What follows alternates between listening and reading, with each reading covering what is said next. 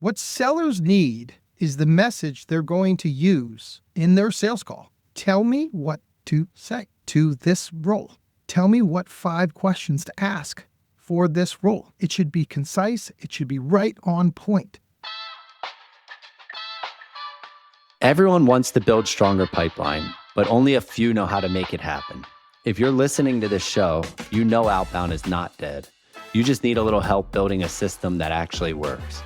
Well, you're in the right place. I'm Todd Busler, and on this show, we're breaking down the plays, processes, and frameworks behind repeatable pipeline growth, straight from the people who built it. Let's get into it. Hey everyone, Todd Busler here. I'm really excited for my guest today, David Boyle. He's currently a founding partner at RevCentric Partners, a sales, enablement, and revenue consulting shop. But the reason why he's interesting is he's learned from the leaders that have created the playbook. So a lot of the companies that run the modern day Medic and MedPick playbook, he was there in the early days. He's been at great companies like Zscaler, Sumo Logic, LaunchDarkly, and more. And he's going to share 3 reasons on why VPs and CROs struggle to drive pipeline productivity and what he's seeing across multiple of his consulting engagements. He's a breadth of knowledge, he's no bullshit, and you're going to leave with some actionable tips. Enjoy. Mr. Boyle, what's happening? Hey, bud, so good to be here. Excited to chat with you. You got a lot of learnings that I think are hard-earned and valuable for the audience. So I'm excited to get into it with you. How's your summer going? All good? So good. We cherish these summer months in New England. It's every day is Christmas Day. Right now, it's just so great being on the coast of Massachusetts during the summer. Love it. Love it. I'm going to hop right into it, Dave. You've held nearly every sales leadership position. What pulled you back into the trenches to start RevCentric? Thank you. A good question. I don't think I ever left the trenches. So one thing I learned early, and you had a guest on, a friend of mine, Ryan Hennick, who's really talented. He was on recently about getting in the boat. Getting in the boat's like getting in the trenches. I don't think I ever got out of the trenches or the boat, because I was taught early on by folks like Carlos Delatorre and Dan Fugero McMahon, the legendary John McMahon, that you have to be in the trenches, no matter what your level is. But I do get your question. The question is, why RevCentric? And I've always had a penchant for process and enablement. I've always liked it. I was part of the original enablement team at PTC when we rolled out Medic. And I've seen firsthand how effective enablement helped my teams be successful, or any other team. Like I just mentioned, Ryan, sure. Grab any great leader. It's enablement. And I just thought it was a great opportunity to pass forward and teach others what the legends taught me. My big breakthrough or insight came when I was leading sales productivity at LaunchDarkly for a few months, which is a similar role my good friend Doug May has over at Harness, or my good friend and former boss JP Boyle has at Rubrik. And I was doing all this cool stuff. And I said, man, I really like this. I want to do this all the time, but to more clients. I kind of maybe gave me a little confidence to do it all the time. So I'm no longer selling, no longer doing what I used to do. Now it's just enablement. What does the typical engagement look like? Who are you working with? Sure. So I have 3 other partners, Peter Terrell, Greg Dennison, and my co-founder and co-managing director, Dan Prevett. And at RevCentric, we focus either on helping leaders. We have a whole portfolio of leadership offerings, and then IC offerings. And our typical client typically is a relatively new leader, maybe the last 6 months, who's trying to make a change, trying to improve things, trying to see a bump in performance, an improvement in pipeline maybe. And the company is 5 million to 100 million. They're in growth mode, and they really need to get significant revenue growth. Dave, I know we're going to get into a lot of different parts of kind of the playbook and everything you learned, but you've spent some time at some awesome companies, right? BMC, PTC, you mentioned LaunchDarkly, a good run at Sumo, Zscaler, right? These are some of the best names out there. Where do you feel like you've learned the most in your career? Was it like getting exposed to this the first time, or you feel like maybe on your 3rd or 4th run, you've really started to master it? 2 different companies, same people. Say more. The first was PTC. I was at PTC for 29 quarters. And some people joke that I learned how to duck. But PTC was an incredible experience where I worked in the Bay Area, in Scandinavia, Boston, where I had various roles from VAR manager to seller to sales trainer to leader. And that was very foundational. That's where MEDDIC comes from, the foundational components of solid selling. And PTC ingrained in me the idea of accountability, extreme radical accountability. That was PTC. It was hardcore. All my partners are PTC guys. We don't let anyone in who's not a partner. It's a secret clubhouse in the treehouse. The second time where I learned the most was at BMC software in the incredibly talent-rich New York office after Blade Logic was acquired from like 2007 to 2012. And in that office had some legendary people. And we refined MEDDIC and we used other techniques like go, no-go meetings and the 3 Ys and all that stuff. And we had some incredible leaders there that are now at various companies doing incredible things. Both different companies, but there were actually a lot of the same faces. What's your take on why so many CROs struggle to get this motion going? And what I mean by motion is, you guys run a tight PG playbook. You're very strict on the qualification, right? And there's a ton of process and structure that goes into that. I'd imagine now you're talking to a lot of CROs across 5 to 100 million in ARR. Where do you see these CROs struggling? In the creation of qualified opportunities, which is not just prospecting. It's what you do on the first discovery call. It's the 1-2 punch, which leads to how many opportunities do you have in stage 2? That's a critical metric. How many opportunities in stage 2? Better be at least 5 to 1, because only 20% of those are going to close. But in addition to the creation of quality sales opportunities to work on, they really struggle with forecast accuracy. I see it as a common struggle. Now, the causes for those are varied, but those are 2 of the common things that we see. The third and final most common problem, as sure as death and taxes, the third one would be hiring A talent, the ability to hire A talent. Time and time again, in addition to pipeline generation and forecast accuracy, that's a huge pain point. You talked about helping a client 3x their new meetings in 6 weeks without doing any hiring. What made this possible? Like, how much is on, hey, just like quality and activity and consistency of prospecting versus executing on, how they run that first meeting? How did you do that? That's an insane stat. Yeah, but it's common. Our typical customer sees a 400% increase in qualified sales opportunities to work on per seller within 6 weeks. And it's not by hiring more sellers, because we're talking about opportunities per seller. It's So it's primarily about getting folks on message. What is the value message hypothesis that you have? And once you're on message, and that could be how you leave a 20-second voicemail, or what are you saying on LinkedIn, or what's your email, or what's your call script as you're prospecting. But it could also include what's your discovery questions, what's your value hypothesis, how are you going to run that first call? All of those things fall under the tent being on message. And if you can get folks on message, then they have a chance.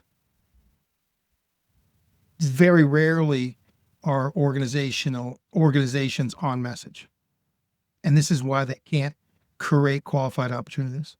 So I'd imagine a lot of these organizations you walk into, they've done some messaging work. Is the problem that as the team scales, they're just going rogue and doing what they think works? Or is that it hasn't been updated frequently enough? There's not an owner? Like, what do you see?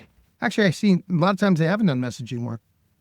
They receive a message and they're told that this is the message, but it's not necessarily good messaging. No, the best messaging work, necessary messaging work, needs to be a collaborative effort where consensus is achieved through a series of workshops where you get different department heads, different ICs together to hash it out. And there's some significant arguing that goes on, but eventually you land on what the message should be. And that message is concise and it's effective, right? It's not long-winded. It's not obtuse. So it takes time to craft that. We call that our design work. And once it's designed and you get consensus, then you can go and roll it out. But no, I would say most haven't done it. I know that contentious work. I've been in the 2-day full-on cross-functional command of the message debate conversation. So I know the work that goes into that. Do you think this is changing or getting harder as, we're all aware AI is making software easy to build. There's more competitors. Do you think that's getting harder to do this?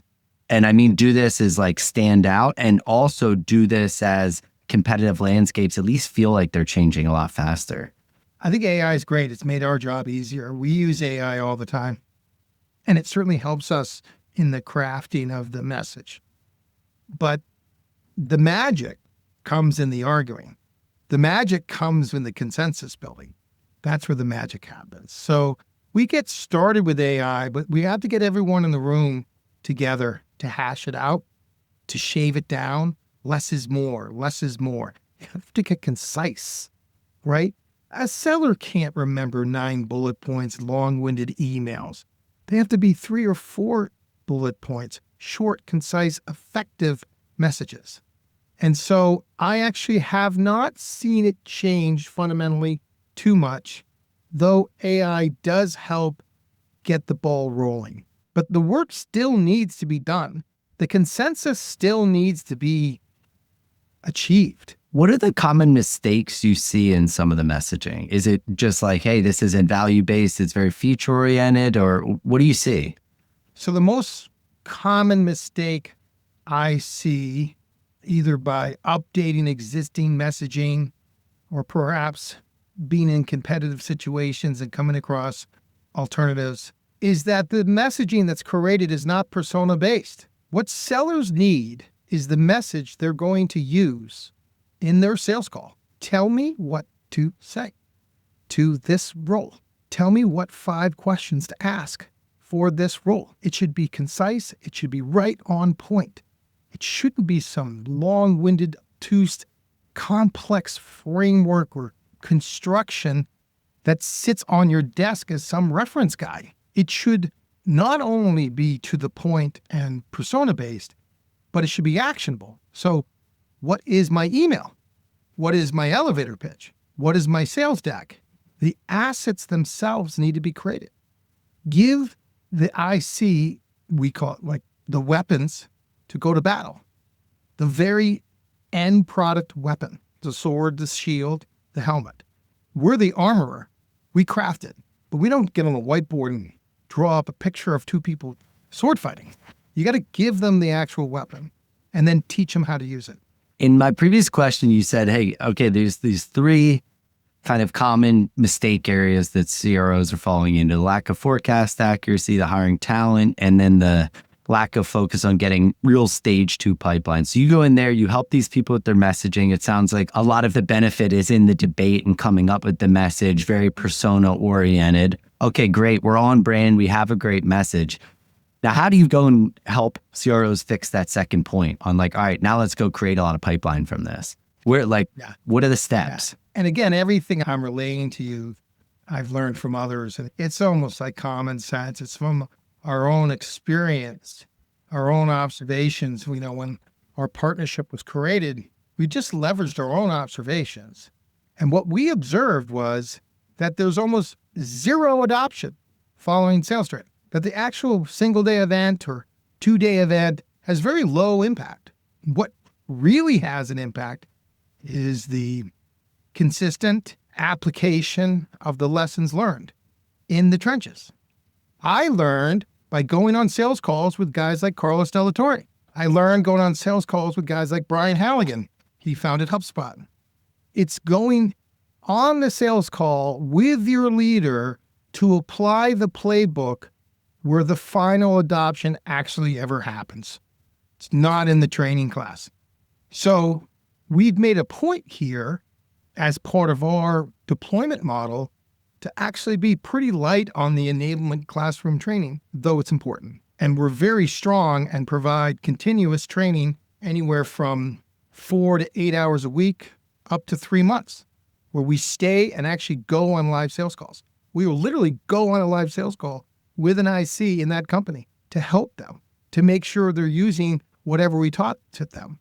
Or we'll do live prospecting sessions and actually prospect for them, which is great because they think the old guys, we can't do it, and we like to show them who's boss. So we'll actually prospect with them. Or we'll do forecast reviews with them and actually be in the trenches.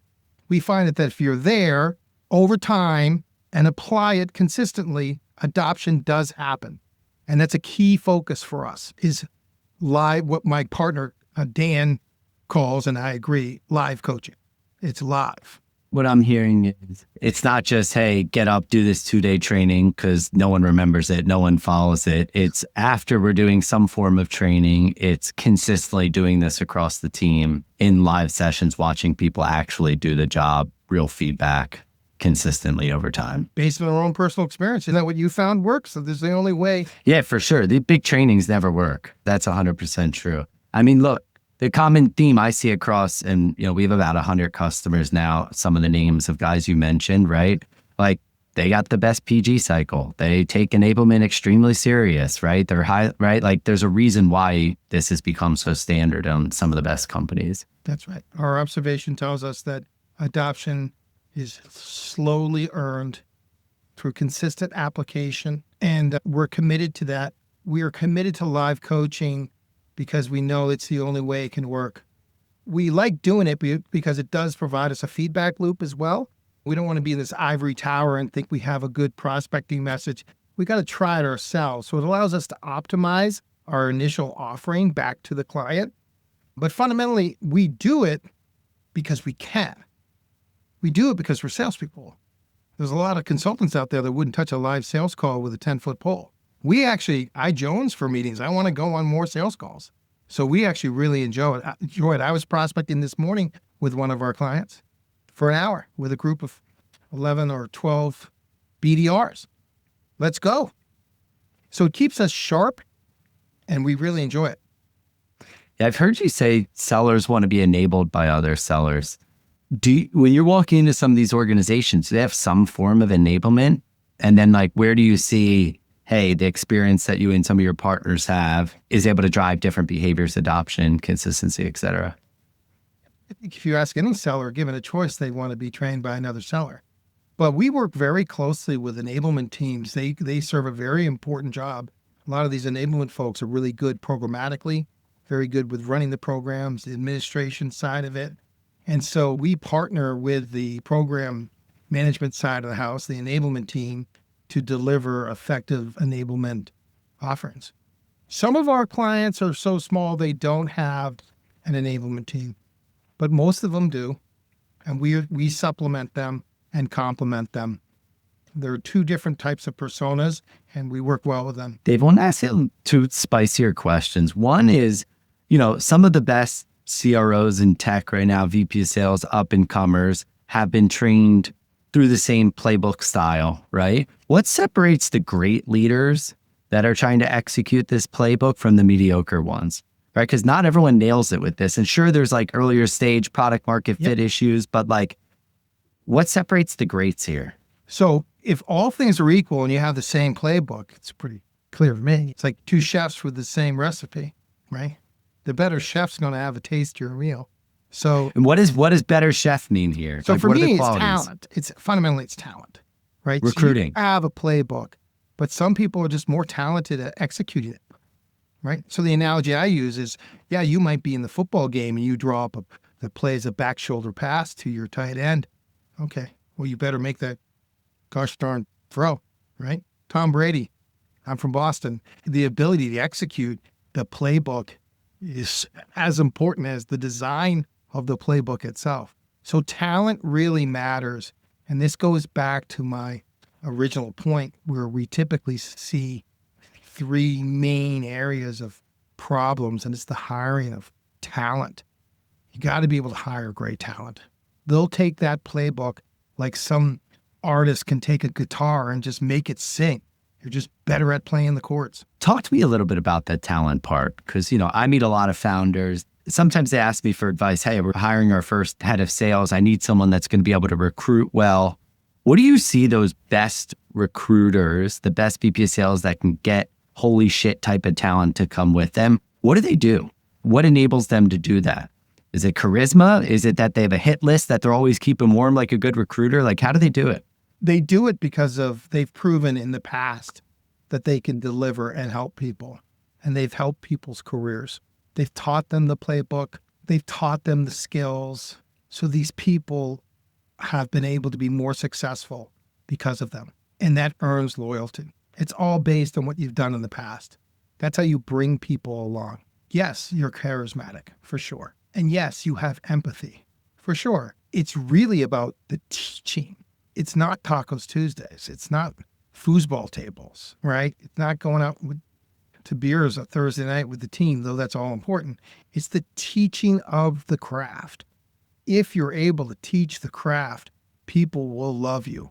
And so a lot of these great leaders have been able to teach the craft and they've earned that loyalty. So they're able to bring a certain number of people with them. But in many times, as we know, sometimes people just aren't available. If they got a good gig going, you can't just summon the bat signal and everyone comes running. So you do have to recruit net new people. And I do believe a strong component for net new is a yearning, a desire for the rigor, for the playbook.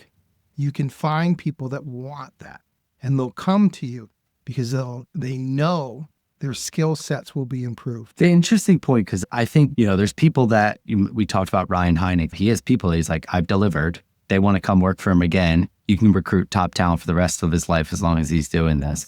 The first timers, first leadership gigs, right? I agree. It's also about the teaching, the empathy. Are they getting in the boat with you? Do you think the way a great leader assesses talent for people that don't maybe have the big network yet, how they assess talent has changed? Like, has the qualities of a good seller changed with advancements in AI? And does it change, or is it the same as when you were getting going? It's the same. Which is what? What are the three most important things you think? So there's DNA and then there's skills. And the DNA components are stuff that a candidate's had since they've been in high school, thanks to their mom and their dad and their peers and all that. And God-given. I have children, they're wildly different. So we all come out a little different. One is unusual level of curiosity or intelligence. That's right in the DNA. The second component is there is a motor or grit that's on some deep-seated pathological drive. There's a pathology there. And then the third component is they're coachable or adaptable. Like Mann was talking about the other day, adaptability. I keep it simple, coachability. They can be coached up. They're quick learners. They want to learn. It's an emotional disposition. And that's not easy. If you think of those three different components, to get them all together is very hard, very hard. But that's just DNA, right? That's the athlete. All of our clients want more than just athletes. They want skill. So they're looking at whether or not they have prospecting prowess. And they're looking at whether or not they can multi-thread a sales cycle and talk to different buyer personas that care about wildly different things, even though it's the same solution. They care that this person can sell value, clear, demonstrable evidence that they've sold value in the past.